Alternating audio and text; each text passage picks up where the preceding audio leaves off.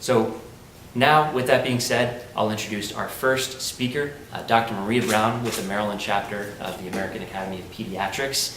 Thank you very much.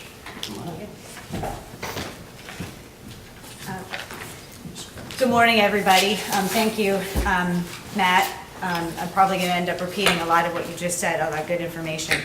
My name is Dr. Maria Brown. I'm a pediatrician representing the Environmental Health Committee of the Maryland chapter of the American Academy of Pediatrics, which is a nonprofit organization of over 1,000 pediatricians who volunteer their time to promote the well-being of Maryland's children and families. Thank you to the Maryland Public Interest Research Group for inviting me to speak today about the need for judicious use of antibiotics in animal farming.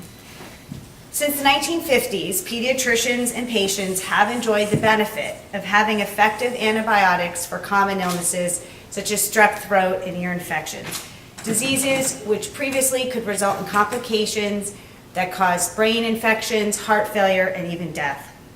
We sometimes forget how our arsenal of reliable drug therapy has spared so many families grief over the past half century because of our successful treatment of common bacterial illnesses. We've now entered a new era, however.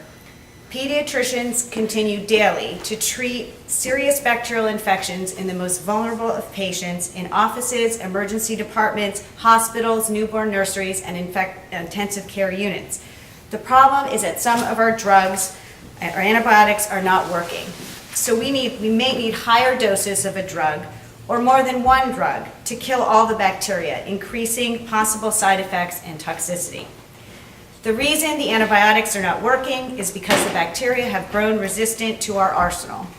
This resistance is a result of the bacteria being frequently exposed to the drugs. We recognize that this problem is one that can be caused by our own use of the drugs, so we work hard to prescribe antibiotics carefully in our patients. We labor over decisions over when an infection may require watchful waiting versus when it needs rapid treatment.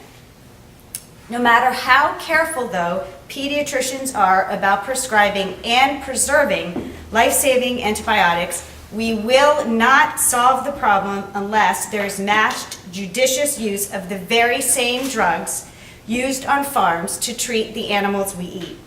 The Centers for Disease Control reports that there are more kilograms of antibiotics sold in the United States for food-producing animals than human. This amount includes the large percentage of antibiotics used to promote growth and prevent disease.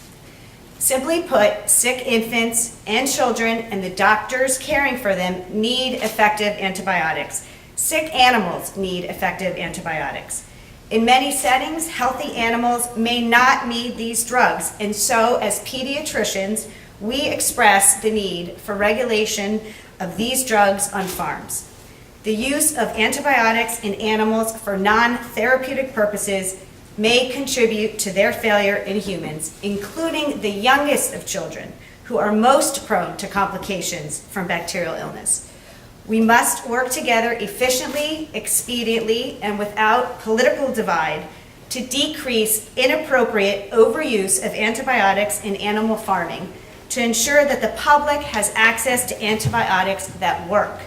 We must not effectively go back to a pre-antibiotic era when children die of complications from infections that doctors today have not seen but only read about in medical textbooks. Thank you very much, Dr. Brown.